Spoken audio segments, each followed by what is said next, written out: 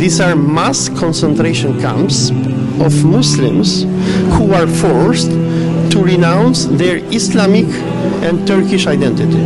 The whole project of these concentration camps is a cultural genocide against Turkic Muslims of China. What are they doing? They are trying to forcefully assimilate the Turkish people of Xinjiang and the Muslims and turn them into Han Chinese. They are brainwashed every day with ideas of the Communist Party of China. They are brainwashed with atheism. They are told that Islam is a terrorist and evil religion which was brought to China by the Turks and the Arabs.